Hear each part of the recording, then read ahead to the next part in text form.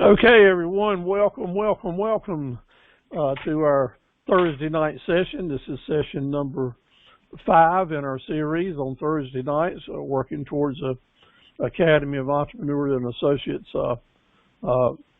graduates and certifications and certificates and all that good stuff, but mainly helping each other move our business forward. We are operating because Katie Shorter is our sponsor at the Pamlico Community College Small Business Center. Katie is a really dedicated lady trying to help everyone that's involved down there. So if you haven't met with her and had a meeting, I want to encourage you to do it. And also, other people that you're meeting in the community, tell them about the Small Business Center, and let's keep Katie busy so she'll have a great year and a great kickoff as she's already got started. Real proud of her new sign that she's got up and shining down in the Pamlico Nation. And my name is Steve Carver. This is my session number 972, well on the way to 1,000, which I hope to make before the end of the year, and we'll have a celebration for that too. But at any rate, so we're moving right along. I want to tell you that I am not a lawyer and I am not an accountant. Keep reminding you of that. Just here offering free advice by someone who's been there and done that a whole lot. Always, the first piece of advice I've got is get second and third opinions. Tom and I were just talking about one of our class members that joins us almost every week is ready to kick off his website. So he got a very in-depth proposal on a company to do his website and shared it with me. And I really think that he can save himself about $2,000 by talking to a few more people. And you know, that's $2,000 is really hard to make profit when you're getting in business. So sometimes if you share your ideas and maybe before you make important decisions with someone, you might get some information that really helps you. It's probably not going to hurt you. So go out and get some free confidential advice before you make major moves, because there may be some better options out there that people know about. Next Wednesday night, whether you're ready to hire employees or not in your business, you really want to be here Wednesday night, because this is a presentation I put together about 12 years ago. I've done it at least several times a year. It always inspires me to remember what other people are saying about this and how much we can help our business keep our best employees through the years, and also help our family and friends do what I call become dream managers. So it's an interesting and altogether different type presentation next Wednesday night, and I do hope that you'll be able to join us.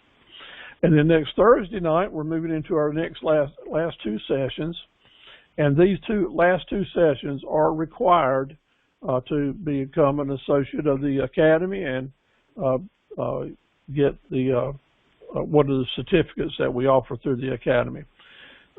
These last two sessions kind of tie everything together and help it all make sense. So I really want to encourage you to really plan for the next two Thursday nights as well. You've all had your homework assignments, and I've shared with you each time. Several of you have completed them all. Some are working on them as we go. Please take time to do this for yourself, whether it's the videos, the mission and promise statements, sharing videos, rewriting, reparaphrasing the 40 Main Street drill skills. That is where you just go through those and just make a simple statement on how this will affect you and your business. You'll start seeing right away it's hard to go through that process without having a different way of looking at your business and also looking at your potential customers. Just saluting the fellows who are with us and the ladies. Nicole, good to have you on board tonight. We again appreciate all that you're doing and all that you're sharing with us. Angela back with us as well. Thank you for your work. And Chuck, we're proud of you. Keisha usually comes on a little bit late. She has to look after those kids. Beverly is away. She sends her regards to everyone. She had a really good soft opening last weekend, from what I understand. Several of you were there, and I think Katie actually took some pictures and maybe a movie that she'll share with us. But she sent us Beverly sent us a reminder on Facebook that she's open now and ready to start. I'm not sure. I think she's planning on having a grand opening sometime. I really hope that I can make that. And on the visit that we're planning on June 30 back to Pamlico to have a little award ceremony, I really would like to come down early that day and go over and check out the Blue Crab and see what's going on over there. Christina, thank you for all that you do for the people in your area, helping them promote their businesses while you're promoting yours. Looking forward to seeing great things with your business in the future too. I'd like to hear from you how I might help you and what your next steps are you would like to go after, so I can encourage Katie and myself to help you get there. Jimmy Packer's been really active this past 6 weeks. He's determined he's going to get his website up and running, remodeling his shop, bringing in a lot of products. I've had a lot of one-on-one counseling time with him through the Sampson County Small Business Center. Just very excited for Jimmy and the growth that he's putting in place, as I am for Sarita over in Sampson County as well.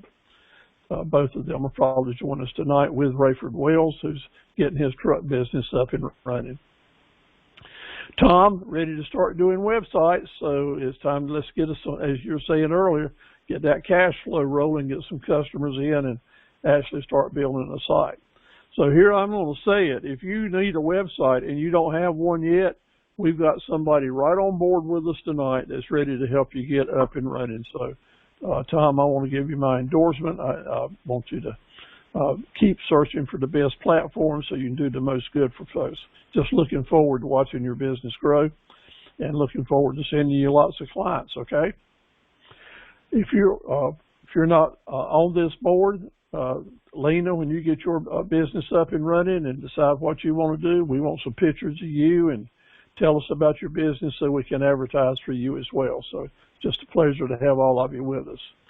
I have a video introduction from a couple of you, but several I do not. But just as an example, what Chuck did, if you'll do that video, even in raw form, and if you don't have the way to turn it into a YouTube or to enhance it, all you got to do is send it to me, and I've got some people that'll help me do it for you, and we'll send you back something that you can start putting on there and start making money with it.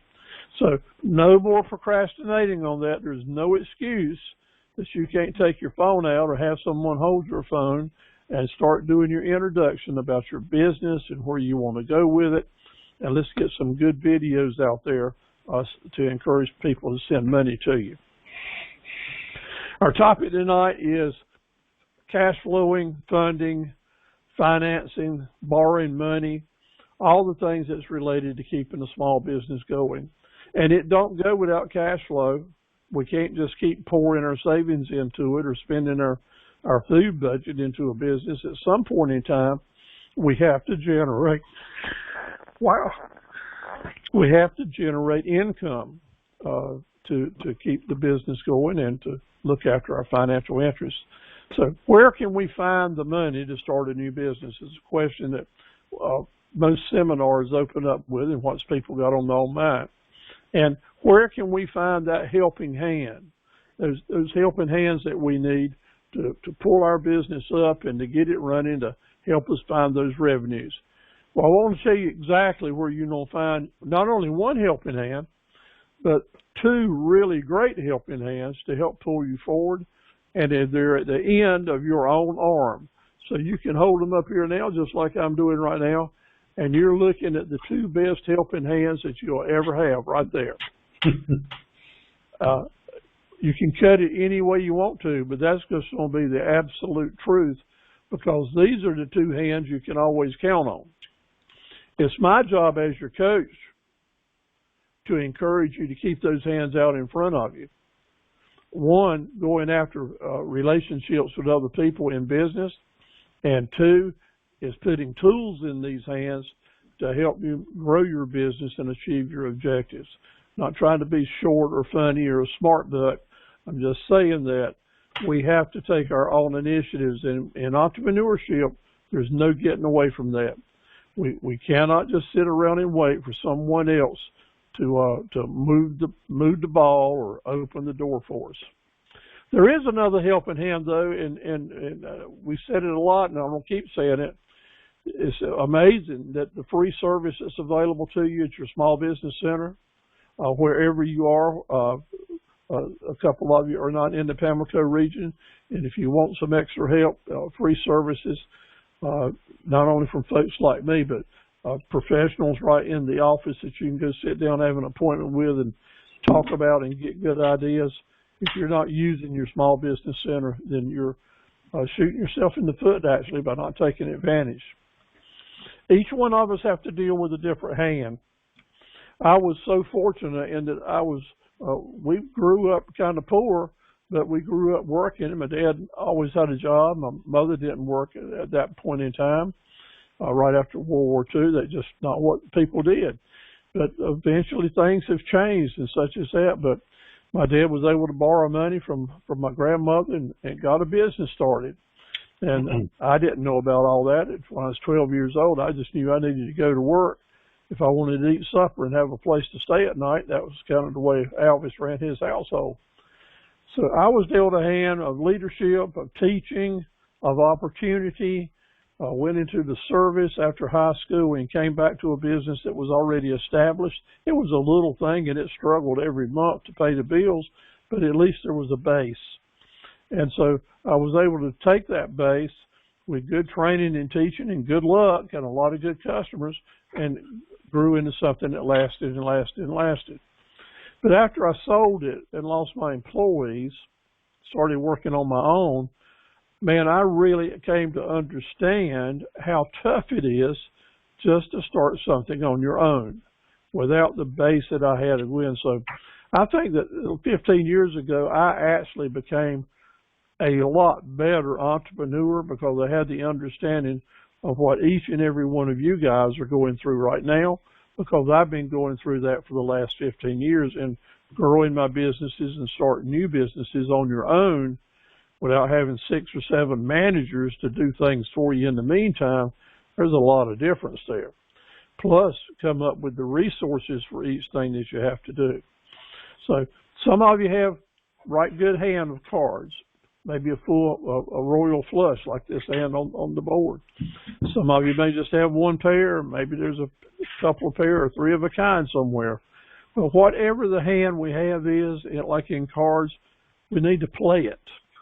Because that's the entrepreneur spirit. We're going to play that hand and do the best we can. A few facts we need to put on the table that y'all may already know. It is really almost impossible for a new small business person to get a loan, especially it's almost impossible to get a grant.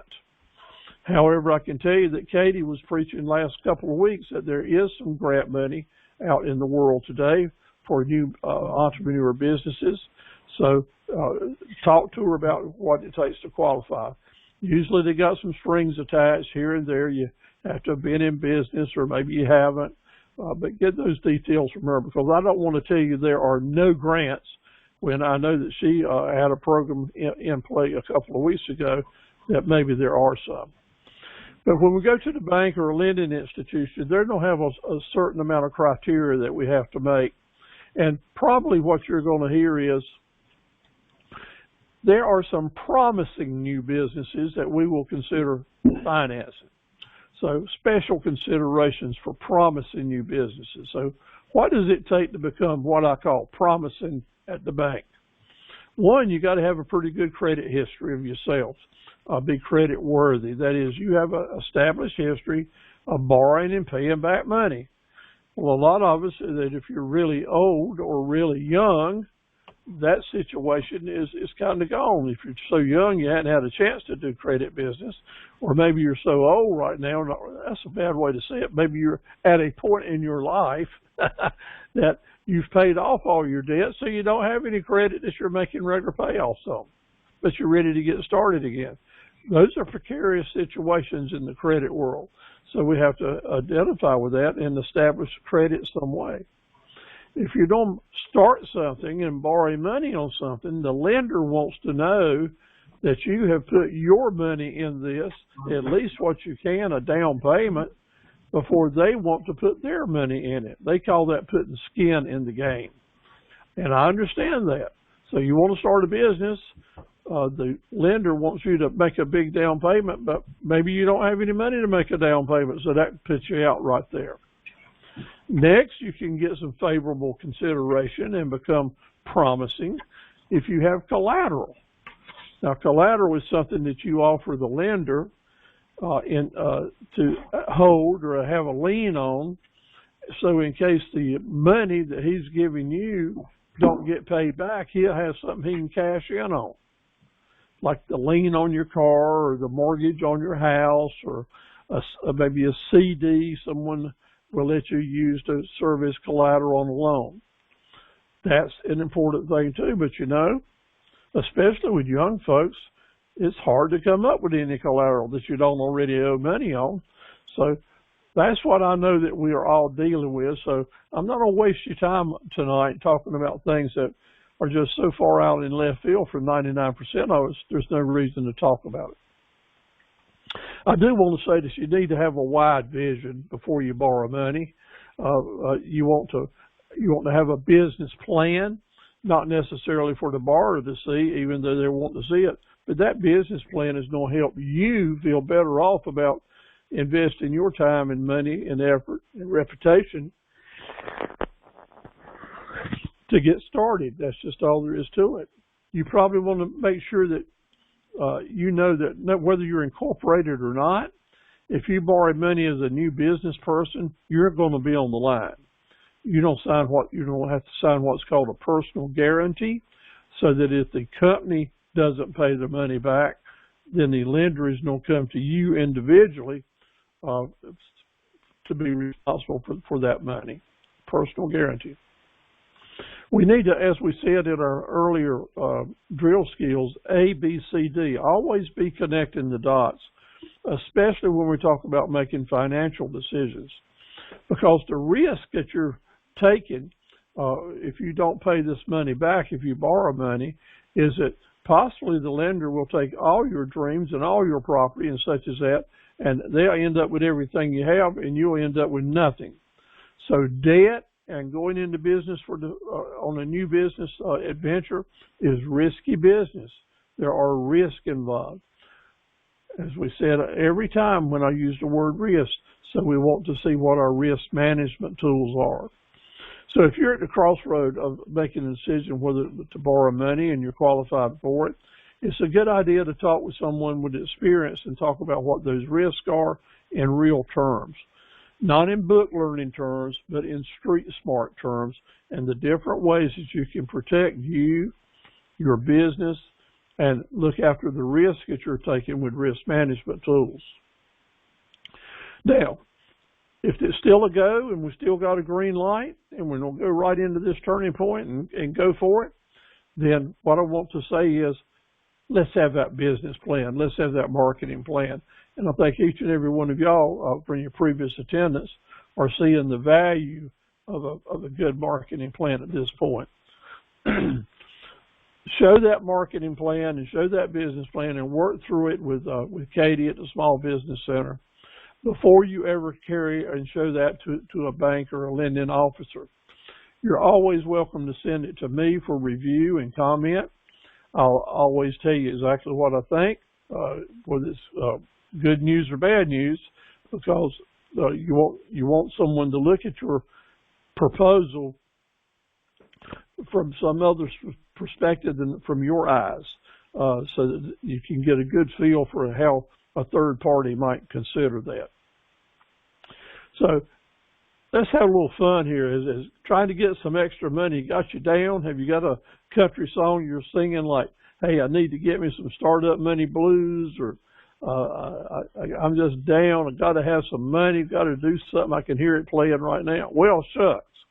Let's break the piggy bank. How big is your piggy bank and how much money you got in it? Well, I got a jar where I keep all my coins, but I don't think there's quite enough money in there to start a business. But let me tell you, my Aunt Myrtle, you know what this is a picture of? That's a freezer. And my Aunt Myrtle used to save every day. She'd put any extra cash she could get at the end of the day, or when she got her paychecks, worked in the cotton mills in Greensboro, North Carolina. When she ever had any extra cash she could squirrel away, it went right straight in her freezer.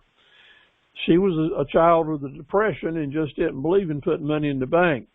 But you know what? She was able to accumulate. Her Aunt Myrtle and Uncle Gene, they were able to accumulate enough cash all through the year that once a year they take their buddy out of the freezer and invite my brother and I and my mama to go down to Myrtle Beach and spend the week down at Myrtle Beach with them at their expenses. Just amazing. And she paid for it with what she called her cold cash. And you know, when she'd hand us $1 or a $5 bill to go to the pavilion or to get some ice cream, you could smell that freezer burn on the money. So we've always had a laugh about that. Have you got a freezer full of money? Does your aunt or your mama? Maybe there's some cold cash to help you get your business started in the freezer. Remember I said that my grandmother loaned my dad money to get our business started. She actually went out in her yard and dug up mason jars and discovered $3,000 in $20 bills and $5 bills, added up $3,000 and loaned that to my dad. And that's how we got our business started some 63 years ago.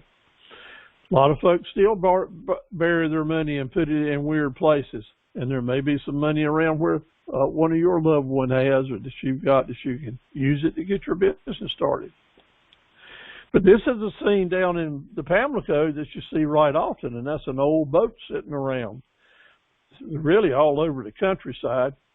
And now I'm going to start getting serious, because it is amazing how much cash money you can generate over a 3 or 4 month period if you are willing and take the initiative to go out and talk to people about junk in their view, junk in a lot of people's views, that is treasure in others. If you go out on scavenger hunts and asking your friends at the farm or out in the marsh about this or that, and you're willing to load up and work and carry stuff to yard sales or to have your own sales, carry stuff to the scrap metal places, you can generate a lot of money just by several weekends of work by taking advantage of what's out there in the field. Let me tell you, old four-wheelers and motorcycles and motorbikes, it's just not on TV where people sell these things. It's happening right in every community.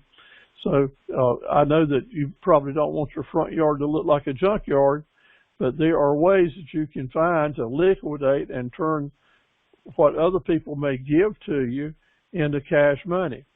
Doing this often, doing it on a regular basis for a year or so, may help you generate that $5,000 to $15,000 that you need to start a business. The key is it takes hard work now to end up with something later to have that down payment or that startup money. If you're not thinking that way, then I want you to do it, because cash is hard to squirrel away. It's hard to put aside with all the other bills that we have to do. But it's one of those priorities that you're going to get your business started. We have to do it. What has worked for so many people in so many places during the last 15 years I've been doing this is when I encourage you to have your own fundraiser to help you start your business. Have a community event and invite people to come to your yard. Get the pig cooker out. Get the big pots boiling on the stove. Let's cook some good food. Invite people to come have a plate with you. Either make a donation or buy tickets. Ticket sales work well. Have fundraisers to help get your small businesses started. I'd really like to see all the small business centers in the state bring together and have fundraisers at the community colleges and put the money in a till to help the local businesses get started. I'd like to help them sponsor that. Call it the Academy fundraisers each year. The Shriners do it for the hospitals and the children's hospitals. I've been a part of that for all my adult life. I see how good it works.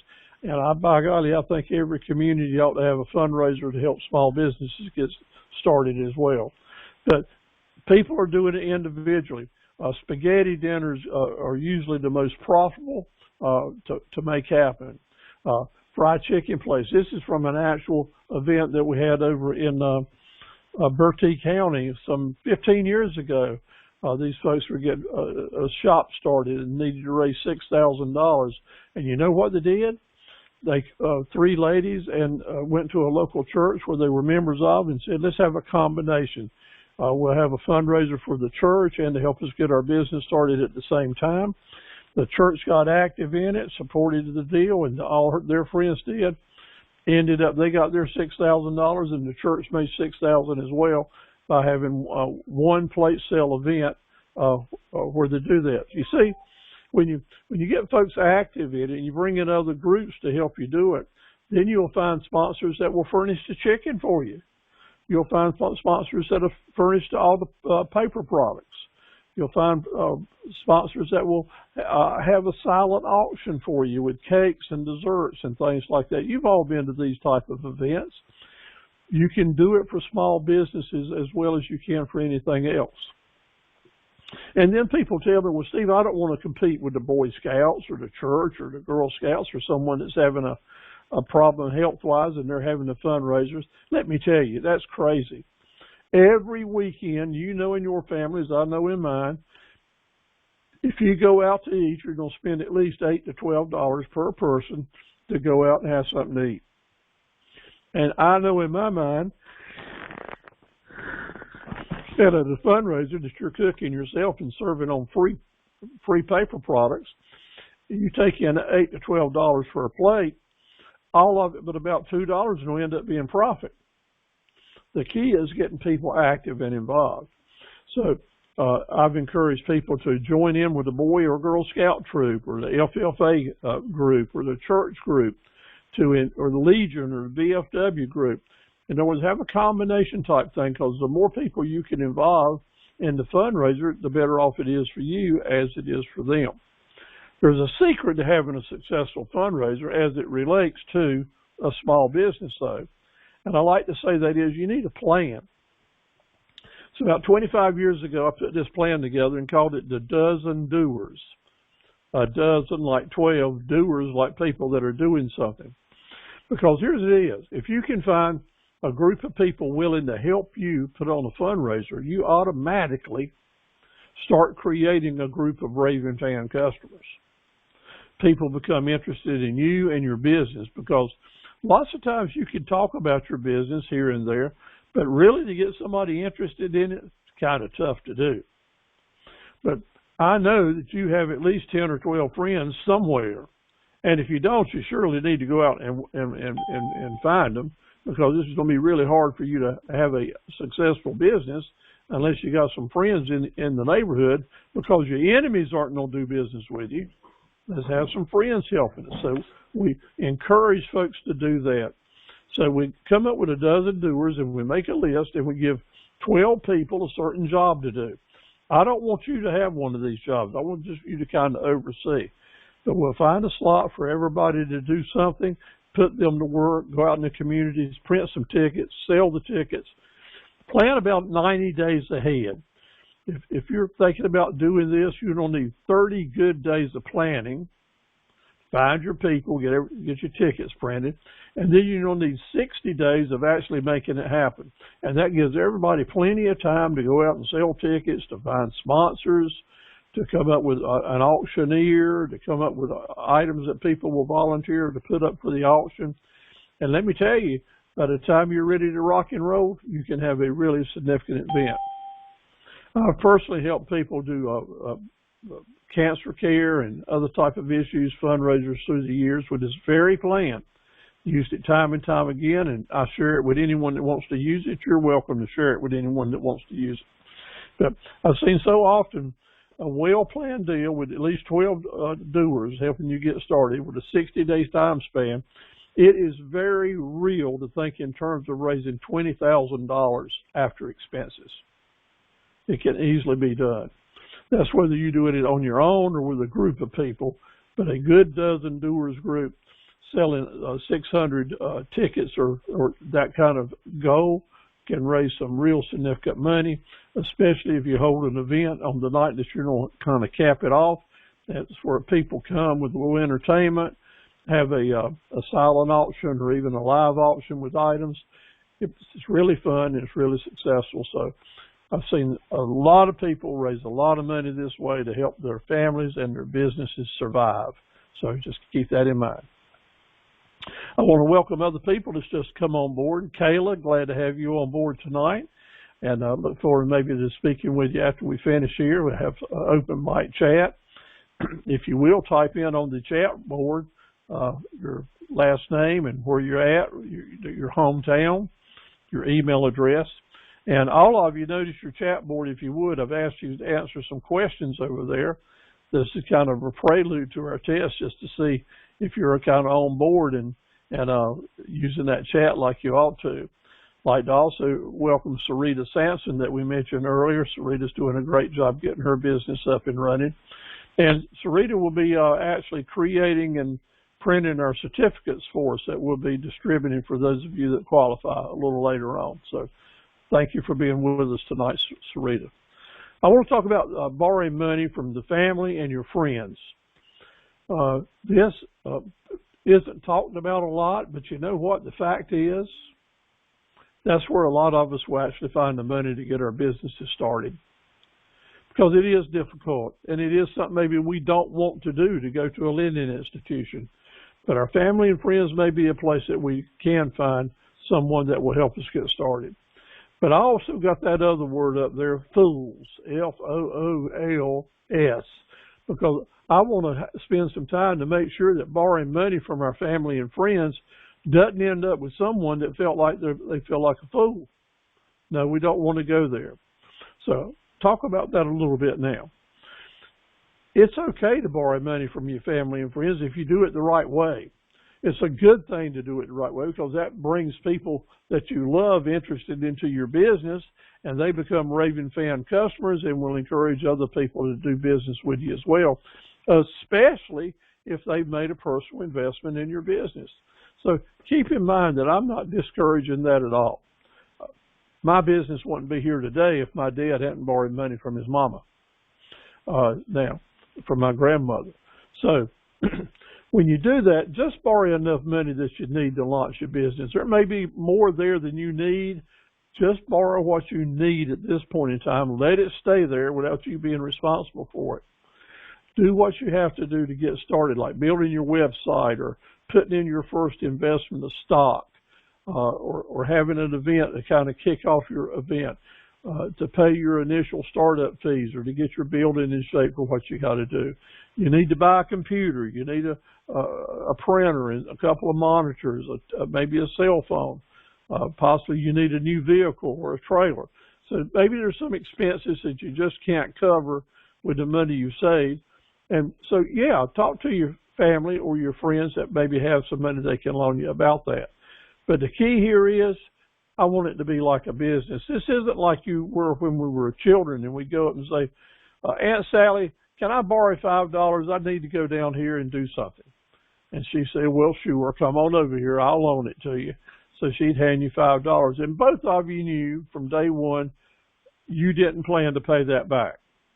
It was called a loan, but it really wasn't a loan. Well, that's not what I'm talking about here. With this type of family and friends borrowing to help you get a business started, I want you to do it just like you were working at the bank. Have the documents there, do the legal transaction, fill in the blanks, have a payment date, an interest rate, penalty clauses and such as that. The key is, I want you to pay a higher than normal interest rate. Why? Because folks that have money in the bank aren't making money on interest now. Matter of fact, the interest rates are very low, even if the Fed cranks them up in the next few months to fight inflation.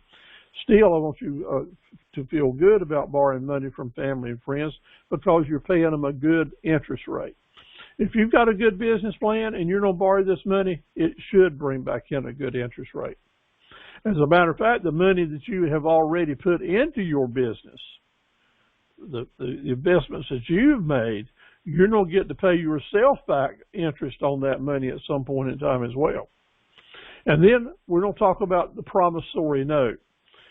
Working with family and friends, you should fill out a promissory note, complete it.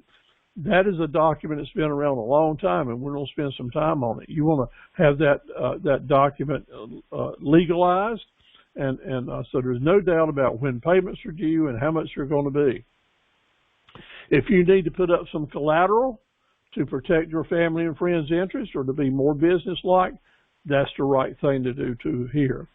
You see, what you're doing is you're creating a credit history with family and friends. So you want these notes to not be any longer than 1 or 2 years. Get the money, use it, pay it back, and then if you paid it back with good interest, guess what's going to happen? They're going to want to loan you some more because they're going to be proud of you. They're going to be proud of you, and also will want to get that better return on investment. So getting that into the system, and I'll show you how it will pay even better benefits later on. But let's talk about a promissory note. Whether you're buying a house or a car, a boat or a shotgun or some cosmetic equipment, whatever you're buying today, if you sign a document, a loan document, or a personal security agreement document, it's going to be based on the old established promissory note. Now, in your handout, there's actually a blank one there that's been around for a long time, and you can pick them up offline or at any lawyer's office or at any real estate office such as that. The promissory note is kind of a standard in the world. It started back in the English Empire, Great Britain, when it first got started. That's a document where people agree to the terms of the payment, dates, interest rates, different types of pledges, and what the options are in the loan. So a promissory note could be just written out by hand, or it could be a printed document like I presented you in your handout. It's important, though, that you have one, that you understand it, because promissory notes are used 2 different ways. First, you may be on one side of it as the borrower. Getting started, that's probably what you're thinking right now. Well, I don't use this to establish debt on myself. But let me tell you, it's not going to be but a few years as your businesses grow, and I know that they will. All of you are on top of your game, I think. At some point in time, you're going to be loaning money to other people. And we might as well say right here, right now, if you have money, if you've got some money in savings that's not making you a lot of money, maybe you've got a pretty significant nest egg set aside that's not doing much for you.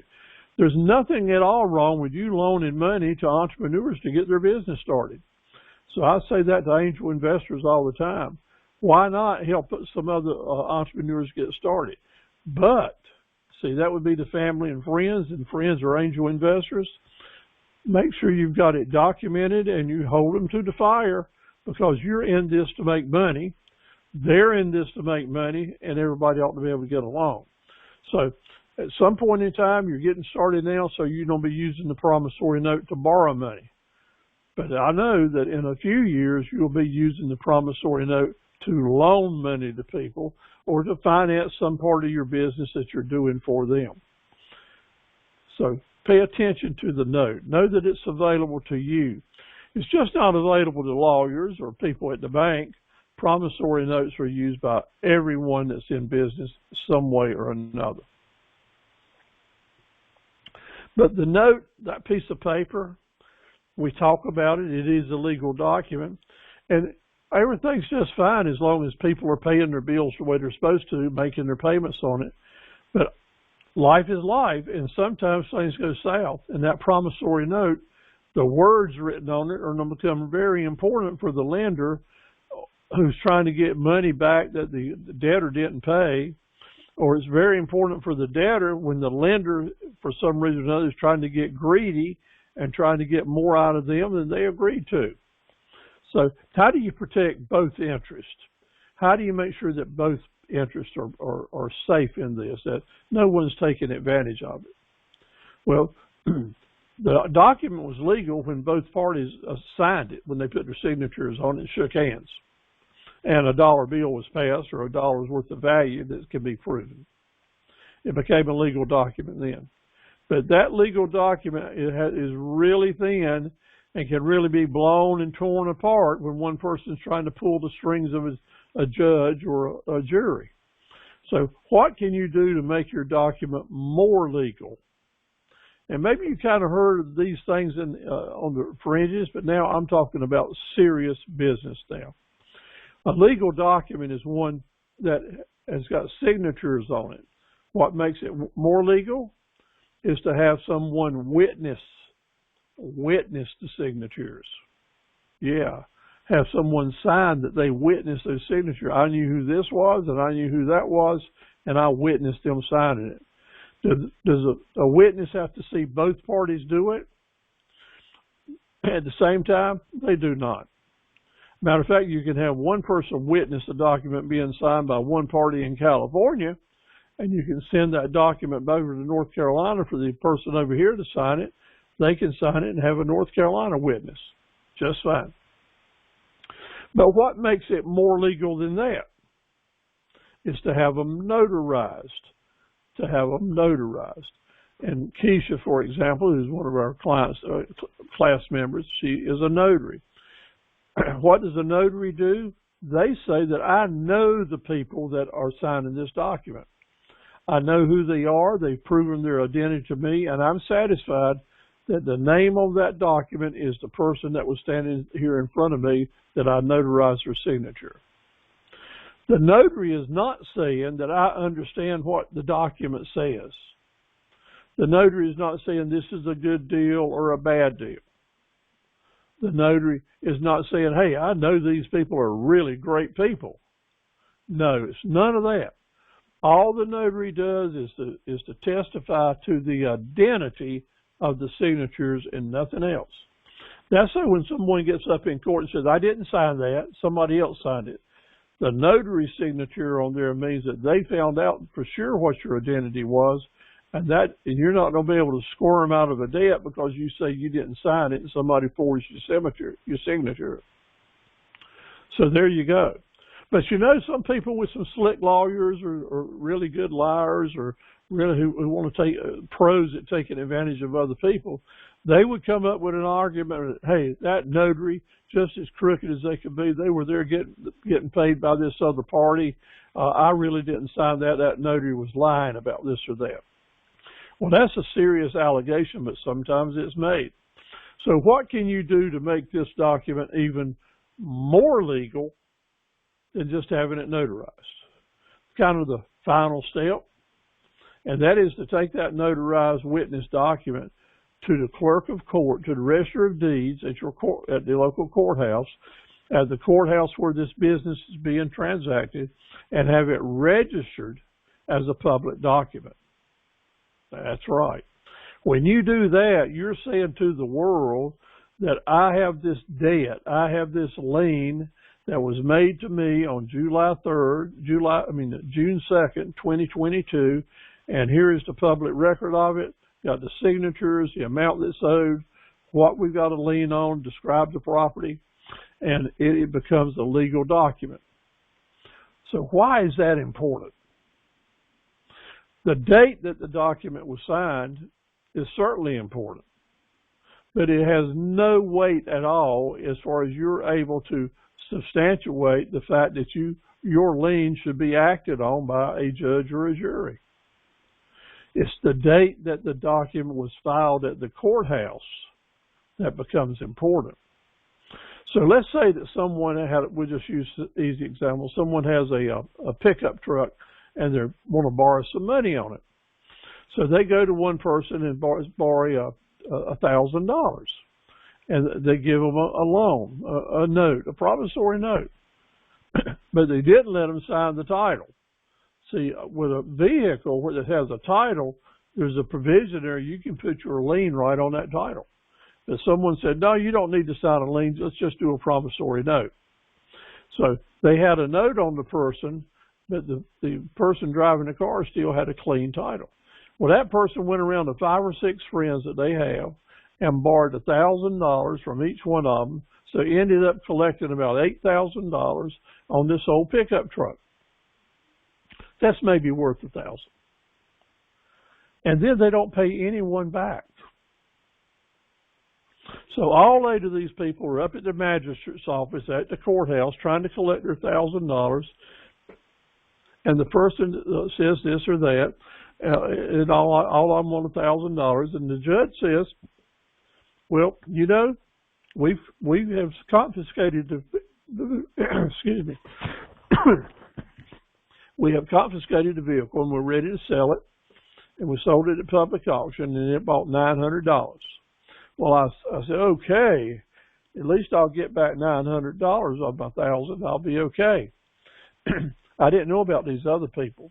And then the judge said, but we've got 8 people here that have promissory notes for $1,000 each. And I don't have but $900 to apply. So what am I going to do? I said, well, shucks, that means I'm going to at least get $100 back. If there's 8 of us and he's got $900, at least I'm going to get $100 back. So the judge then starts to inform us that only one person, the third person that got one of those promissory notes, that person had come up to the Register of Deeds office and perfected that lien and put it on record, and none of the rest of us had. Well, he's got $900. And you know who gets that $900? The one person that perfected their lien. The rest of us don't have anything. And now let's say that all of us had perfected our liens. We all 8 had it registered. And the judge says, I appreciate all of you registering your liens for $1,000. However, I only have $900. So the person that did it first, gets all the $900.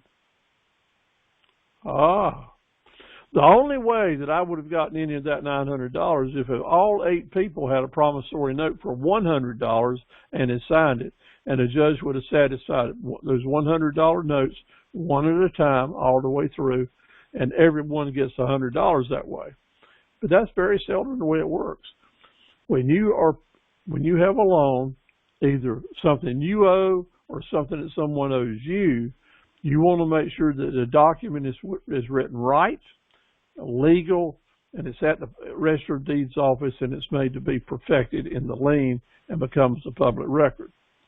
Now, after the lien is paid off, it's up to the lien holder to go to the Register of Deeds and have that debt cleared. Otherwise, someone will have to spend more money to do that. So knowing now that people that borrow money on products and cars and things like that, it might be the shop tools that Chuck's getting ready to buy. It might be the camper that Lena's getting ready to purchase. Or maybe Sarita's getting ready to buy a horse trailer. You want to make sure that the items that you're getting ready to purchase do not have debt on them, do not have liens against them. And the way that you check that is, if it's a trailer or a car, anything that has a title, you want to see that title, because liens on vehicles have to be perfected through the state of North Carolina on the title. That's right. They will write right on the title who's got the lien on it. And the person that's holding the lien usually holds the title. So if someone's trying to sell you something like a car or a vehicle or a boat or a camper or a trailer or a truck, and you're thinking about buying it and they can't show you the title, that usually means that someone else has the title and there's a lien on it.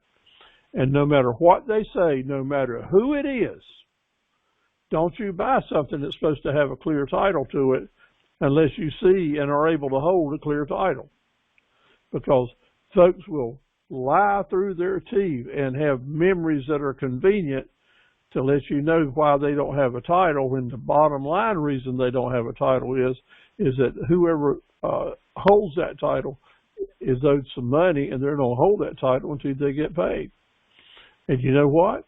If they don't get paid, that means they get first rights to take that property over to settle their lien. So keep that in mind. If you have any questions, I'll be glad to help you as much as I can, not being a lawyer. What's a big caution that we need to be concerned about as we're moving down this road? I want you to know that when someone loans you money, whether it's a promissory note or any other way, that does not make them a financial partner in your business. Just because someone's loaning you money doesn't mean they have the right to tell you how to run it, who to hire, who to fire, And sometimes folks forget that idea, especially if it's friends or family.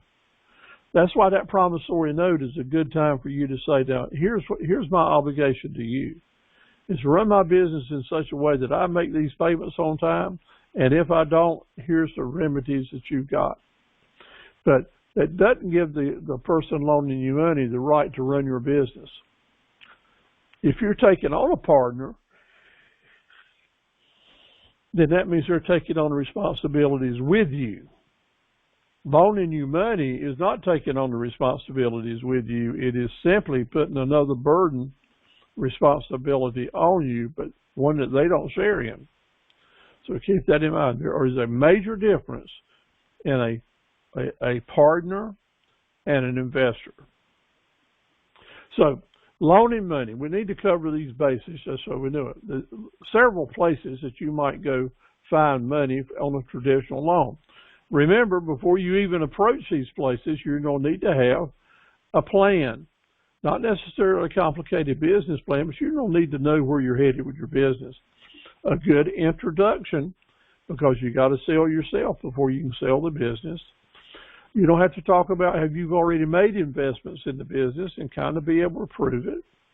You don't want to talk about what your qualifications are or your, what we say, mission, dream, and promise statements are. You need all that kind of in place so that when you're making your presentation, you'll be viable. So you might go to a local community-based bank, one that's owned locally or Eastern North Carolina. They're going to be more receptive to helping local businesses. And then there's large commercial banks and credit unions, government agencies like SBA, some private organizations loan money, and I know some of those as well. And then there's those angel investors. That is an individual, not an organization, who is in the business of loaning money as well. But we need to go back and talk about one thing here, that's the credit union. A lot of folks in our area bank with and love credit unions. As a matter of fact, they have a great reputation of being good places to do business. We have a lot of different kind, right? But here's the deal. Credit unions by law are not supposed to loan money to help people start businesses. They are not supposed to make business loans. That's part of their charter. That's how they got started in being to be in competition with other banks. Credit unions are not supposed to make commercial loans. So if you're planning on going to your credit union where you have an account, maybe savings and checkings and a good relationship, and you're going to set up an account either to use your house as collateral or something else, or maybe just borrow some money on your credit reputation. You do not need to say that you're borrowing money to start a business. You need to leave the words business out of your loan application. You might say to pursue a hobby, to make some buildings. Indeed, all this is going to become a business one day, but you don't need to put those words in your credit application.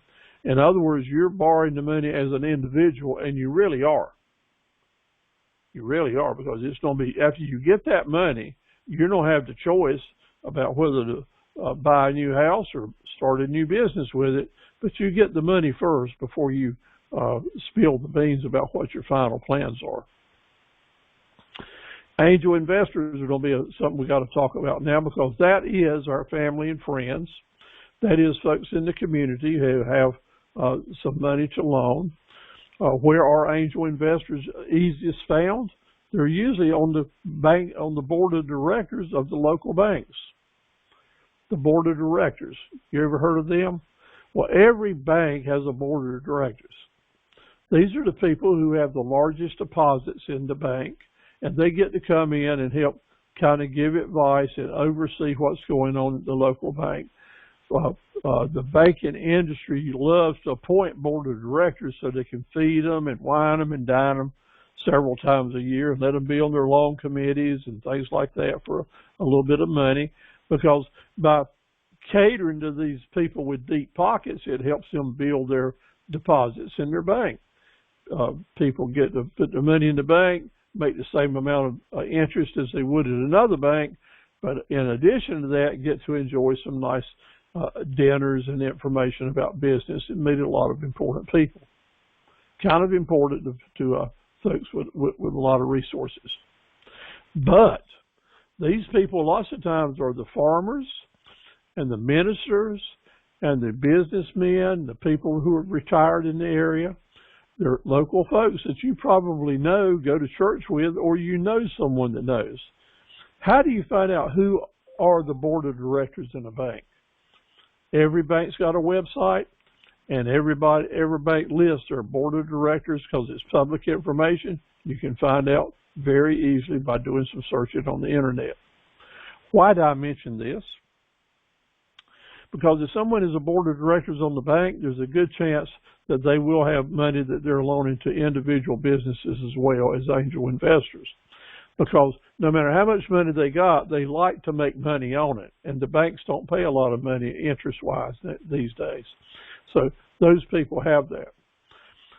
Also, there's a little catch-22 here. If you turn a loan in at the bank and it goes through the loan officer in the process, by the time it gets up to the committee is usually sit around the table, and it's usually a bank officer or two and several members of the board of directors. And the board of directors, these people are on the loan committee, get a chance to see the applications that are coming through.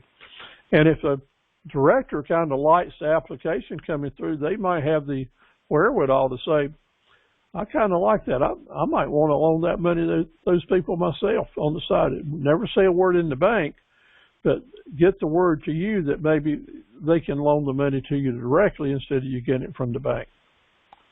They probably won't do that often, but there's nothing at all wrong with you approaching them or having your friend approach them for you that you kind of see if that option is available to you. Papa Steve, though, has to say something here that you all have heard before. In the world of business, as it is in so many other environments, it's not what you know, it's who you know. And especially becomes important when assets are involved. So the who you know here can become very important from you. You may know someone that knows someone that knows someone. And lots of times that's the difference in whether or not a door of opportunity investment is open to you. It's taking advantage of relationships. If you do business with an angel investor, I want you to keep in mind that oftentimes they will want to own a piece of the business. You watch Shark Tank on TV every now and then. If you hadn't ever watched it, it's a good idea to watch it at least a few times to get a good idea of how angel investors of the highest degree will think and the way they want a piece of that action. Yeah, they want a return on their investment, but they want all that they can get out of it. Those folks are going to be a little bit more greedy and have a lot more pressure than probably what your friends and family members would do. But angel investors are real. They're here in North Carolina. They're right in your community. So the deal, it's always the details is going to be where you find the tricky business. So that old saying, the devil's in the details, it really is. But angel investors for entrepreneurs are probably the most prevalent way that people make major leaps forward to have some big opportunity doors open for them. Now, let's talk about investors and partners just a little bit. You don't know your business plan needs to be transparent. And in saying so, you need to say whether or not you're going to be running this place yourself, or you don't have some investors, or you don't have some people that are working shoulder to shoulder with you, helping you push this business forward. Investors put money into a business. Partners put money into a business. Investors get their money back plus a return on the investment.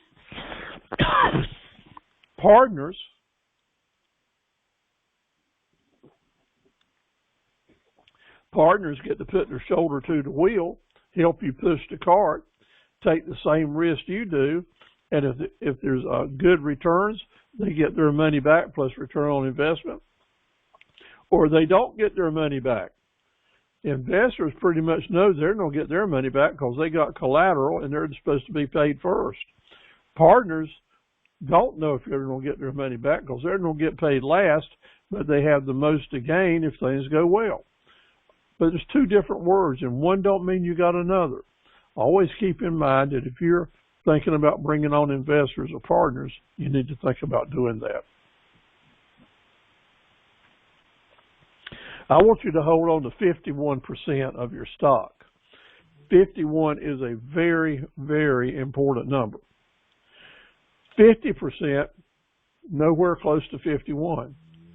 49% is a world away from 51 when it comes to talking about ownership in a business. If you don't own 51%, you are not in control. If you don't own and maintain 51% stock ownership of your business, you're not in control. So when you think about bringing on partners or investors and giving them part of the business or selling them part of the business is kind of what's going on, please try to maintain 51%.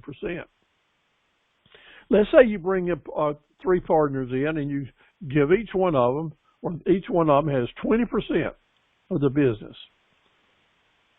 And so that leaves you with 40%. 40, 20, 20, 20 equals 100. Well, you're twice as powerful as any one of those other folks, right? You got 40%, they got 20%. But if those 3 people come together, they got 60% and you got 40%. And those 3 people who may not have anything in the business nearly as much as you do, those 3 people can agree to kick you out with nothing. So you got to be really careful, or to make you not at least participate in the business. You thought you were going to be the boss, and all of a sudden you're a floor sweeper. So maintaining 51% is important. Folks that love each other today sometimes hate each other tomorrow. So whatever you're thinking, many times it has to be 50-50. And some of y'all have already told me in your businesses that maybe you've got a 50% partner, and you're a little concerned about that, and you need to be. Because 50-50 is always end up kind of negative. Someone will pass away, and they have to deal with their children or spouse. Someone's lifestyle will change, or their goals in life change, and therefore there's a rift, but you're still in business together. So what do you do? Well, I got some advice for you that'll make things a lot better. I don't like 50-50 relationships. It's perfectly fine to have a business agreement that's 51 and 49, and someone is going to be in charge, and someone else is to follow the leader. There's nothing wrong with that. But if it's 50-50, here's 2 or 3 steps that'll make it a lot better for you. Always have an agreement up front when you're getting started that one partner cannot sell any of their stock, not all of it or any of it, to anyone else without giving the other partner first option to buy it. Okay? That way you're not going to have to deal with a stranger. You might be able to buy their stock from these other people and sell it to someone you do like, but at any rate, neither one of the partners in 50-50 can sell their stock without offering it to the original owner first. And number 2, and very important, do not make me an offer that you're not willing to take for yourself. You see, in life, and partners get at odds with each other, and one recognizes that the other partner is in a bad place, in a bad spot, maybe in a financial bind for one reason or another, and really needs to come up with some cash, and they don't have it. They got all their money tied up in the business. So that other partner, being the jolly green giant, great person that they are, comes to the person and says, look here, I know you're in a jam. Look, I don't have much money, but I got a little bit here. I'll buy you out here, create some cash for you, and but I want you to sell me your stock in the business. And offers him a pittance for what the business is worth. I mean, a real lowball offer. So at the end of the day, the person that was in trouble they got enough money to get out of a jam, but now they don't have a business or a job to go to, or they don't own the business anymore. And the other person's sitting fat and happy because their stock really went up because they bought the other half at a low price. So now they own a great business and have a fairly small amount of money in it. That's called taking advantage of someone when they're down. How do you present that? How do you prevent it? You have a rule in place that both partners sign, say, don't make me an offer that you're not willing to take yourself. Because even if I'm down and I recognize that you're making me a lowball offer, if I can come up with any friends or family or promissory note to go get me that amount of money and buy you out for that low offer you made me, then maybe my troubles are over. Because not only could I either just keep it and keep going on because I'm the owner now and got rid of that other person, I don't make more money, but on the other side, you own all the stock and you could sell 49% of it to someone else for a heck of a lot more money than you just paid for it and create a little bit of cash incentive for you. So the two rules are, you can't sell this stock to anyone unless you offer it to me first. Number two, don't make me an offer you're not willing to take for yourself. I'm spending a lot of time here with this because many times as entrepreneurs get started in business and get rolling, within the first 6 months to the first year and a half, if the business really has a growth potential, you know what happens? You find out you're underfunded for growth. You do everything you can to keep the business growing, which takes up money that you didn't have.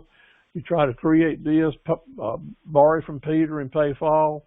Underfunding causes a lot of stresses, which causes a lot of partnerships to get in trouble in a hurry with, hey, I don't want to go this far. The other person's trying to put the brakes on while the other person's trying to mash the gas pedal. That's why it's important right now that you have these things on your mind. I do want you to find investors in your business. If you've got a good business that's going to help people make money and you really want to grow it, do it with other people's money, of course, but you do it responsibly without giving away your ownership. Now I've got some good news for you. Whether it's Chuck getting ready to buy some expensive shop equipment, or Christina thinking about putting a trailer on the road to mobile unit, have a mobile salon, or Sarita's going to do some things with a mobile unit and truck and such as that. Well, when you go to these places that sell large trucks, shop tools, tractors and forklifts, backhoes, depending on what business you're getting into, these vendors have finance plans in-house. So you might be able, and most often will be able to, go there, borrow the money that you need, and let the thing that you're buying become the collateral. The tractor or the truck or the trailer or the camper or what it is you're buying or the shop tools become the collateral. I financed some small business for a number of years, and I would loan them money based on the equipment they had in their business. I'd loan money on their, like for restaurants, on their cooking equipment and their stands, their refrigerator stands and display things. Generally, those have really good resale value, even as used, and I could take them even at half value and help people come up with right much cash, and then they would pay me back. And after they did, I would release the liens that I had on their equipment. It was a safe investment for me because as long as they were in business, they had to have that stuff. And if they ever closed the doors, it was mine to go get and sell it to get my money out of it. So people that are used to financing stuff, sometimes you can get what you need without ever asking the lending institution to help you. Trucks, cars, trailers, and such as that are usually financed at the dealership. But what do you want to have? You want to make some down payment. Because the worst thing you can do is to take advantage of those type of plans, and the day you walk away with your new piece of equipment or new used to you, it's worth a whole lot less than it was before you bought it because it's not new anymore. So depreciation takes a big hit. So how do you fight becoming upside down in a loan? And what does that mean, upside down? That means that you owe more money on something that it'll bring on the market. Remember fair market value that we talked about so much in our other sessions? You always want to buy below fair market value so you can sell above. Well, you have to make down payments on loans to bring that amount owing on something into a realistic fair market value area so that you're not upside down. Remember, we'll come back to that. So plan to make it work. How can you create some money? One thing to do is have pre-sales. For example, I'm going to use Chuck for example. Chuck might go to a hardware garden shop somewhere and have some samples of his wind chimes, 4 or 5 different kinds. He carries the samples there. And the owner of that garden shop can say, Chuck, I really like this. I'd like to order a dozen of these and a dozen of those and 2 dozen of these and 5 dozen of those. And Chuck just took the biggest order he ever imagined that he would be able to take. And then the reality of it is, I got this big order, but I don't have any money to go buy the material, or I don't have to buy a new saw to get it. Well, what Chuck might do to that garden center owner says, look, here's the deal. If you'll go ahead and pay me now 50% of this order in cash with your order to help me buy my materials and get set up, then when I bring it back to you, when I bring the orders in January or February or whenever it is, then that's when the balance is going to be due. But if you do that for me, I'll give you a good, healthy 15% off. Therefore, the store owner, if they've got the money, and lots of times they will for this type of investments, will say, hey, I'm getting 15% better price. It was a good price to begin with, but now I'm getting a 15%. I trust Chuck. He's giving me collateral on this, but the product's going to be collateral, plus he's got some other stuff that he can offer me. I'll be glad to hand him that $5,000 with this order to help him get started and help me get a better deal too. Pre-sales is a good way to help you move forward in business with someone else's money. But you know what you got to be? You got to be honest. You got to be honest and true and make sure that you're not out to screw people, because you don't give it one chance. But if it works, you'll have a customer for life that'll do these pre-sales year after year after year after year. How'd I know? Because I've done it for year after year after year after year with different things. So pre-sales is a good way to create some money up front when you don't have it. But after you're open, like Beverly's going to be now, a new thing comes into place. When you open your business, you got a new cash flow issue. Money's going to start flowing out that hadn't flown out before, because we've got a new electric bill. We've got a new phone bill. We've got a new cleaning bill. We got rent that we hadn't had to pay before.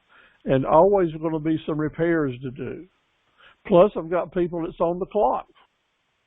There's a whole list of negative cash flow things to start sucking up your money. So before you get there, let's think about it and have a plan. Again, a business plan. How am I going to create that daily cash flow?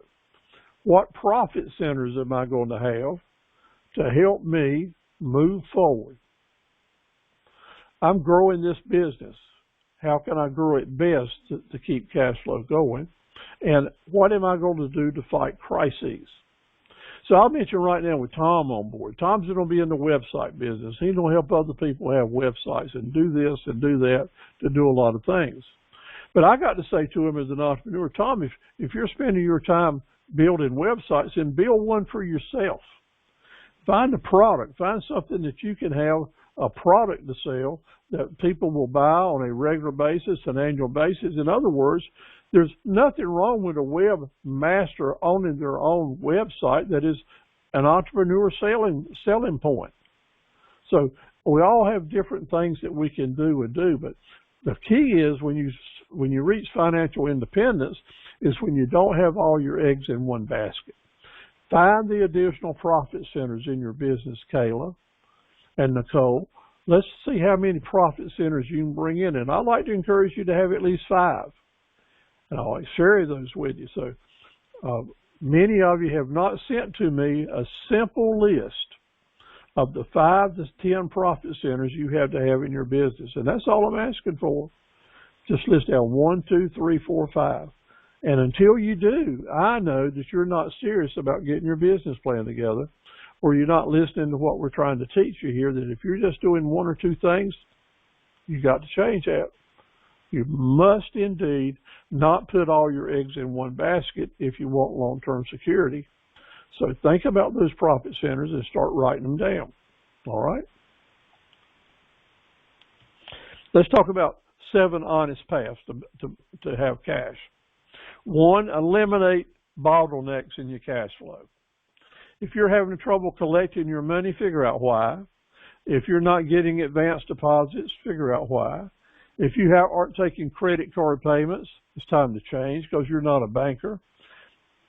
If you got slow pay customers, it's time to change. So figure out where the cash flow bottlenecks are in your business. Now let's say that you're a contractor, either building cabinets or houses or websites. And sometimes contractors will say, well, I want everything to be finished, turnkey, everybody 100% happy before I collect a penny. Well, that's old school thinking.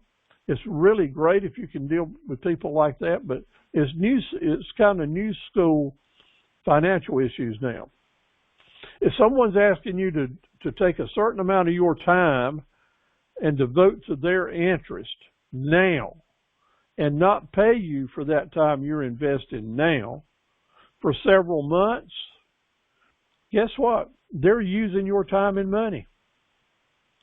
It is perfectly appropriate for you to present yourself in that I don't get paid as I go.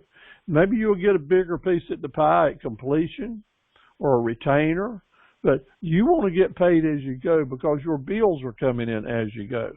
So figure out a way to make sure your cash flow doesn't have bottlenecks and keeping it from getting into your bank account because you are not a banker. You need that money. Surgically eliminate waste where you can find it. Stretch your dollars as far as you can. And like I said earlier, I like to do that old magic act all I can, and that's turn old assets that I have into new money, even if I have to take a loss at it. Sometimes you're just a lot better off to sell off old inventory and reinvest in your money in something that you are turning with good assets. So be willing to take a look around and see how you can do that. Add profit centers, but here's the key. Adding new things that you're going to sell and do to create upsells is really important. It's maybe one of the most important things you can do to create new positive cash flow. But the upsells need to be connecting the dots so that you're adding things that you can say, and by the way, we've also got this that goes along with what you just did. Okay? Reach out to your Raving Fan customers. Cash flow that's getting slower and slower and slower, and you need business to pick up in a hurry, the best people to help you pick up business in a hurry are folks that have done business with you before. You just need to come up with the promotions and the items and the upsells to get them generated and interested. As I was saying to our group earlier when we were doing chit chat before we started, it's just really great to have what people want to buy so that your phone is ringing and folks want this and want that, and you almost don't have time to give people the service they need. That is a good problem to have. But who is it that gives you that problem? It's your Raving Fan customers, because they bought stuff from you in the past and they're coming back to get more. In my case, they bought equipment from me in the past and now they're coming back to get parts for it. And either way, that is what keeps a business running, and you want to have those things that keep people coming back. Use your credit lines. Use your credit cards and any credit lines that you have. As your business gets established, start a relationship with a bank, and then as soon as you get that relationship started, go ahead and get a debit card, whether it's a $500 line or whatever. You need enough money in the bank in your checking account to cover the debit card, but get some type of credit instrument started. As your business grows and you become more mature, that can be increased to a full-fledged credit line, but get it started. So all you young folks that are with us tonight, congratulations. If you haven't started a banking account, do it now. If you haven't gotten your EIN number so you can have a commercial banking account, go ahead and do that, because that is a starting place. And as your business matures, that will help you grow into having more credit lines to get things done. If you've already got credit cards and you're not using them, it's a mistake not to use a credit card. I'm not saying abuse now, but if you've got a credit card, every 6 months or so, you ought to charge something on it, even if it's $5 or $10 or $25, or fill the tank up with gas one time every 6 months. Because if you don't use those credit cards, your credit lines will be reduced automatically. They will reduce your lines because they don't want that contingent exposure out there. You want to keep active credit lines because you know a good opportunity might come along. You don't have cash in the bank and you don't have any established credit lines, but your credit cards can give you the ability to take advantage of things. The key is being smart and responsible enough not let the credit card people take advantage of you. No, you just got to be careful to use those assets very, very carefully and guard them with all you can to do that. Getting back to how to help improve your credit score is use those little credit cards every few months, and as soon as that bill comes in, even before the due dates, you pay that bill and send it back in before it's due. Paying before it's due with a credit card is a good thing for your credit score. That means you're anticipating, you're paying in advance. You become a AAA customer instead of an FFF customer by paying those little bills in advance. It's just as important to the credit companies that establish your ratings. Paying off a $5 debt ahead of time does a good job for you. Paying off a $5,000 debt on time don't make any difference because you're supposed to pay on time. You get no advantage for that.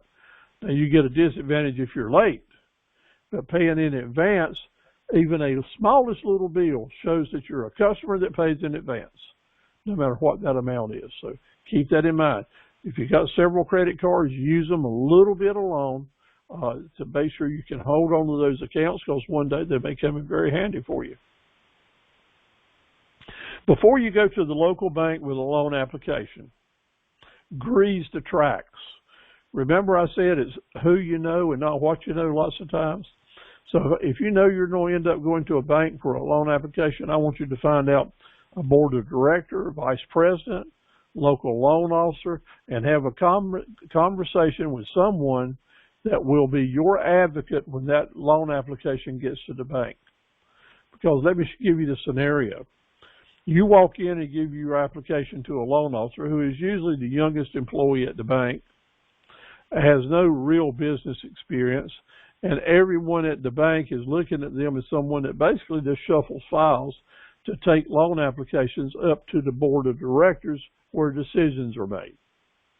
But they've got a lot of authority and can put a lot of pressure on an entrepreneur like you and I that's coming in there that haven't been there before, and we need the money. So we're kind of at their will and pleasure, right?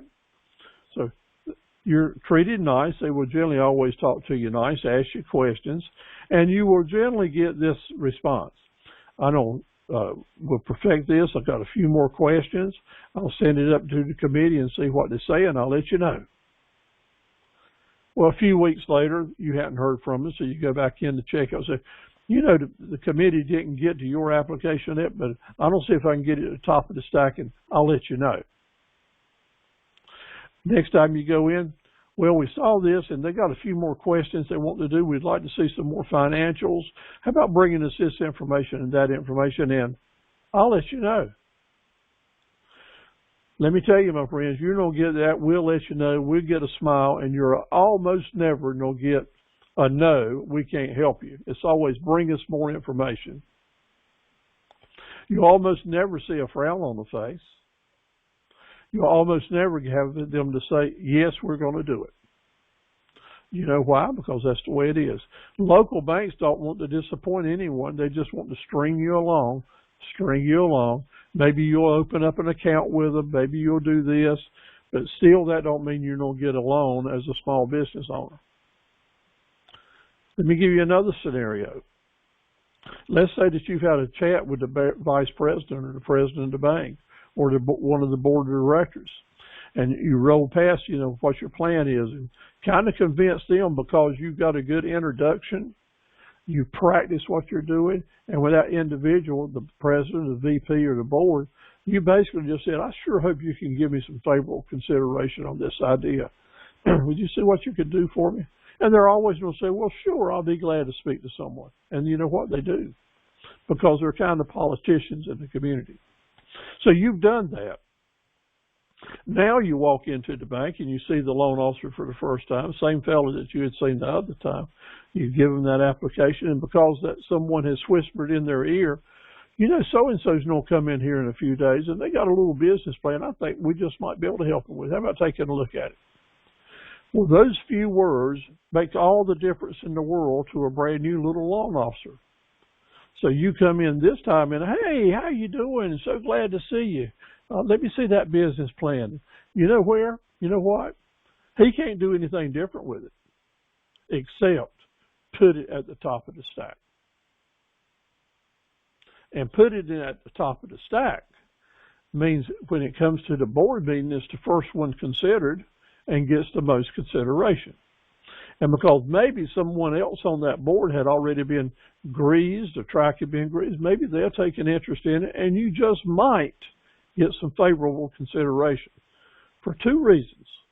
Because you had done your homework before you carried the application in there, and you got up to the top of the stack. Now, you may or may not get the loan, but at least the first time you go back in there, that loan officer is going to probably tell you the truth. Exactly what they need, or this just ain't going to work, so you might want to go look somewhere else. It's not what you know, it's who you know in this business. Don't pay off long-term debt with short-term money. Never do that. You want to use, if you're able to build up some cash and put some savings away, don't be so worried about paying off your debt that you pay off debt early, because you're going to need that reserve. You establish that debt to be paid off on a regular cycle. It's paying its own way. Do that. Now, if you get a great big influx of cash, which is more than you can ever dream of, maybe we'll talk about that differently. Postpone payments if it's causing your cash flow stress. Make early payments as long as you can. But if you can't make them on time and without going into a cash flow stress, then make the payments as obligated. Don't pay it early. Sometimes you can borrow money on different things and pay off in balloon payments after 12 months. Not a bad way to do business. If you'd like some more information on that, I'll be glad to talk to you about it. You want your financial statement to look like this. You want your cash flow to look like this. What you don't want is negative cash flow that looks like this. You don't want your debt to go up higher ratio than your assets are going up. So errors and graphs are important. They can mean different things to different people. But now it's COVID time, and by golly, it looks like it's trying to come back into our area here. Over in Irwin, North Carolina, we had a little hot spot going on, I understand. But COVID, for the most part, is starting to get behind us, or at least we're learning how to live with it. And creating cash flow during these times, which actually shut down so many businesses. If the COVID didn't shut it down, the government had to do it to protect other people's interests. So what are we doing now that COVID has gone past? Get back to the old basics. If you want more cash flow, add marketable profit centers. Are you figuring out how to add marketable profit centers in your business? It's a must. Maybe turn a hobby into a business. Several of you are already doing that. I salute you. Congratulations. Now, how do you carry it to the next step? What hobby can you move forward? Think about doing things that maybe you love, but you hadn't looked at as a business. Maybe you have a genuine interest in pets of one type or another. Maybe it's dog care, horses, goats, whatever it is. Are you in a position to take your hobby and love for animals and make money with it? Because I want to tell you, a lot of people are doing that. How does that suit into what you're doing? Are you good with a chainsaw? Well, there's a fellow up in Seven Springs, North Carolina, not too far from you, that takes his chainsaw around the countryside and cuts all types of figurines and monuments for people. A great hobby. He makes good money with it. Been doing it for years. I always enjoy looking at his work. Maybe you don't have a storefront, and I mentioned this to Beverly. You can have a storefront where people are coming and going, or a website where you have named stuff special labels. I mentioned this to Tom, and to Sarita as well. You can put some real cool labels on different food products with special labels, and people will buy them just so they'll have a copy of the label. I made some money doing this with people's wedding receptions. We had a beach house at Emerald Isle for a number of years, and actually I take these special labels and draw up special things for the families that were coming to the beach house, put their names on them, and they buy them by the cases so that they could carry them back home and give them out and remember their different vacation dates and enjoy. So lots of things that you can do with private labels, because people lots of times now will buy the label. They want to put the jar on the shelf for a keepsake. So give that some thought, because this company I work with has about 200 different items that you can put your labels on. You can triple your money or quadruple your money on everything. And the shelf life on them is at least a year, sometimes 2 years. If you don't sell it, by golly, you can eat it. So something to think about. If you want more information on that, I'll be glad to share it with you. Maybe your lifestyle is all about exercise and yoga. This is a good friend of ours, Angie, over in Roanoke Rapids, that started a really good business with her yoga and has expanded this to a number of different areas. She also works with Betty and doing healthy food diets. They have their own website. They help people design diets for their ailments that they're having that helps people live longer and feel better. You need that monthly promotion. If your cash flow is an issue, it has to get back to having monthly promotion, so you're reminding people that you need their business now. Listen, you spend money 12 months of the year. Pretty much everybody else does, but have you got your business doing things that are creating a place that people will want to spend their money all year long? That's part of having a lot of profit centers. But they're no good if you don't market them to the folks when they're in the market. So one of the things I'm dealing with now is I'm really busy now. Here it is the 1st of June, and I'm just as wide open as I can be. But I know that come October and November, my business is going to just go down to nothing. And what I have to do, and I know how to do it, is just find the time to do it. If I want my business to be strong in October and November, I have to start promoting now. I have to start planting the seeds now with my customers while they're coming in to remind them that in October and November, I'm going to be doing this and that. So that's one reason these webinars are so good for me, because it helps me plan in my business things I could do. You see, I've got more customers coming in right now like you may have in your business. I need right now to start with every customer that's coming now, say, now look, if you want to place an order or give me an idea for what you want in November or October, I'll give you a special deal on it, or I'll make sure I have it in stock. Maybe you can plan now for Christmas presents that you want to give over in the wintertime. Think ahead. Think ahead. Use your promotions to help you do it. What's the most important tool you can have for your promotions?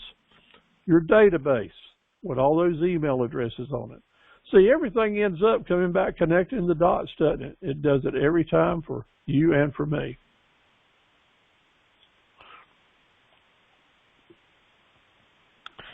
Can't be all things for all people. We don't target customer groups so that we spend our money targeting the people where we can do the most business. All the folks are out there, but I know I can't do business with everyone. But there's one or two people that I got exactly what they want, and I want to let them know where it is. Do that right, and you'll get a lot of business. The 3 magic words to promote cash flow is by the way, because that's where you learn to stack your profits and create cash flow to do it. Maybe you need to go mobile. maybe you're new in the community, or your community is one that's kind of separated over here and over there. There indeed may be a need that you have a van or a trailer that you can wrap so that you can carry it over and park it in a parking lot in Oriental this weekend, or put it down in Alliance next weekend, or out by the community college or the high school, to let people see your traveling billboard and be aware of what you're doing, what you have to sell, or what you have to offer. I indeed would encourage Katie to do this for the Small Business Center. I'd encourage Chuck and Tom and Nicole, all of you in the Pamlico Nation, because everybody's spread out over there, all the way from Aurora to Hoboken, down to where the bridge crosses over into Newbern. That's a big area, and moving a sign around on the side of a truck or a trailer is a good way to get the message out. I did this for a number of years with my four-wheeler sales. I'd set up a trailer with upper deck and lower deck four-wheelers, put signs all over them. I'd set them up one day at a time, have flags up here. And I literally kept one person busy a week. I hired a part-time driver, and his job was to move that traveling advertising billboard trailer from intersection to intersection. We'd find people that let us park the stuff at their place. I had my brochures and pamphlets out. And we really sold a lot of four-wheelers to people that didn't know we were in business, because Harnett County is kind of like Pamlico. We're scattered out over a 60-mile region here. So going great can be mobile. It can be tricky because it can be expensive. But for the return on the investment, it can be really quite incredible. I also mentioned to you there's not a thing with your business having one side of the truck and my business having the other, and we'll share the back end going up and down the road. So sometimes you can do some co-oping here and figure out a way to make it work. Food trucks are doing it all the time. They do a good job with it, and food trucks maybe even be a place that you could buy your advertising, find someone that's doing a good job with their food truck and figure out how to cooperate with them so that they can do some advertising for you as well. They've got a roof. Maybe you would figure out a rooftop sign that you can put on top of a food truck that promotes their business and yours. Think about how going mobile could help you. It's a big deal in a remote area. Having your news get to people in unique new ways. You know, folks will notice that. They drive past the same old signs. And I mentioned a couple of weeks ago how many old, dilapidated signs there are in the Pamlico County roads, where people have put up signs and just let them go to pot. Seeing something fresh and new may be what it takes to invigorate interest in your business.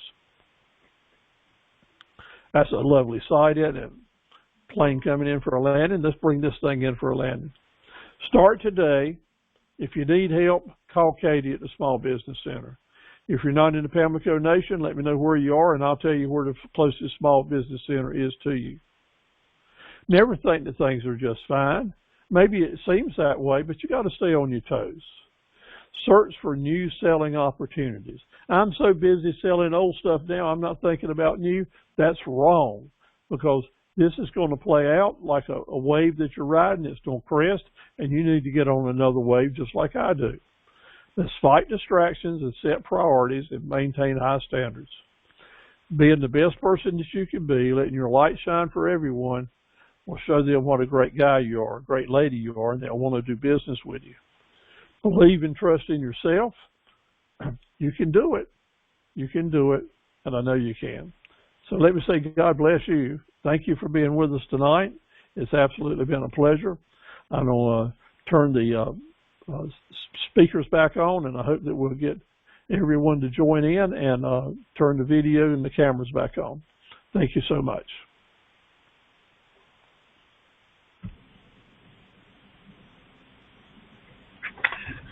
Steve?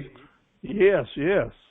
Steve, this is Chuck. I'm thinking about going with an LLC. And is it true that if you go with an LLC, you need a separate checking account and a separate credit card and things like that? You're going to need it. I suggest that when you go to the bank, you will need a federal identification number to establish a commercial checking account. Okay. Now, you can establish an LLC and have it and pay bills from your personal account. However, that will become kind of messy when you're filling out your taxes. It's not going to cost you anything to do, and it's the right business decision to make, to be committed to your business, to go ahead and get that federal ID number and to go ahead and set up a business banking relationship for your business. So I've got to come down on the absolutely yes side here, even though I know some people that don't do it. Okay. Now, related to your shop equipment, as you make investments there or you tally up what the investments are, you're also going to want to talk to your homeowner agent if your shop is at your residence. Is that the case? Yes. And I've done that. Okay, you want to make sure that you're protected there, even if you have to itemize certain expensive tools, because they can really add up to a lot of money, and who knows what a fire, a hurricane, or a flood might do to that. Yes, sir. Or a thief. Right. Okay, next statement. Angela, glad you stayed with us, and Lena. Sarita, how are you doing tonight? We're doing fine. And good. I appreciate your presentation. That was very detailed. And I appreciate and for sharing the information. Well, I'm glad to do it. And if y'all did not get your handouts, I'll be glad to send them to you with the copy of the recording later on. Yes, hey, Steve, how you doing? Sarita, I am good. Thank you for joining in. How are things in Clinton? They doing all right. That's good. Have you been busy today? I feel like I've been running all day. I know that feeling. I do. Well, I'll look forward to seeing you soon. We're getting a lot of good messages out of Jimmy over in Garland. He's really wide open getting his business started, and looking forward to doing the same with you in Rayford. That sounds like a plan. All right. And Nicole, can you say hello? Hey, how you doing? I'm good, Nicole. Have you had a good week? Pretty much. It's been busy. It's been busy here too, so we all need to make sure our air conditioners are working or getting a breeze from somewhere, don't we? Yes. That's good. Okay, let me look over the chat here a little bit.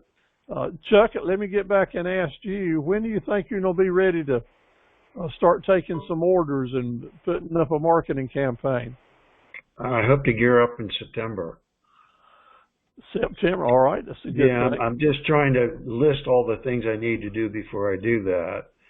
Like I have to register my name with the Register of Deeds in Pamlico County. I need to do the same with the state. And I need to get a sale and use tax number, I believe. And I need to get a federal EIN. And at somewhere along the way, I need to form an LLC. I mean, that's a lot to have to do, and so I'm trying to put all the steps in order. Well, all that is exactly right by the book. But the entrepreneur and the gorilla in me says that between now and next September and November, you can sell and make a lot of stuff and put some money in your pocket. There's nothing wrong with you calling it a hobby now. And when you open up the business and start charging taxes and advertising heavy, we can call it a business. Just keep up with what you're doing. Okay. You can give your products away now, and people can make a contribution to you. And when people do that, you don't have to charge and collect tax for it. Well, it's interesting. I've had a number of people say, you're just going to be a small business. You don't have to do all that legal stuff. Just advertise and keep low profile. I don't think that's the way to go, but I've been given that advice in other areas. Well, let me cut the cheese on that and just tell you where the rubber meets the asphalt. I'm not going to tell you to go under the radar or try to cheat anybody out of any money, but also the reality of it is a hobby at this point. Yes. And consider it that and be proud of it. But start keeping your records at the end of the year. If you feel like that, you've generated enough income, it's important, then there's a place on your tax form, whether you're incorporated or not, to list down your other income and where it came from. The good news is it's probably not going to hurt you tax-wise, because right on that same page, you get to list what the expenses were to generate that income. Right. And as we're all getting started, our expenses are going to outweigh our income by a long way. So go ahead and go for it. Make some money. Just keep your records. There'll be a reckoning day when tax time comes. Very good. Thanks. All right. I mowed grass for 5 years with my grass mowing company, operating right out of my equipment company for 5 years. Kept up with all the records, but I didn't start a new business for that entity until it got large enough to justify the extra expense. But I kept records on all of it and was legal all the way. So, Chuck, go ahead, Tom. Chuck, one of the things that I do with my website business is help folks get registered and get their EIN numbers and all that stuff. And I can send you a link if you'd like to the agents that I use to get my filing done, because there's a lot to it. There's a lot of little details and forms to fill out and admin stuff to do, and I just went with an agent, and they just did it all. So, and they keep up on my annual stuff and all that stuff. I just get told about the things I need to be involved in, and they take care of all the day-to-day and the quarter-to-quarter mess. So I can send you a link to that if you like. Yeah, I'd appreciate that. That's so true, and I'll echo right in. I think the most important thing for someone that's turning a hobby into a business like Chuck is right now is to get out there in that workshop, have a ball, find something that you can make a lot of for a low cost to have as an introductory item, come up with some volume of a number of different things so that when you are ready to go big, you got some inventory to offer and something to get started with. Yep. So enjoy and smile. That's what entrepreneurship can be.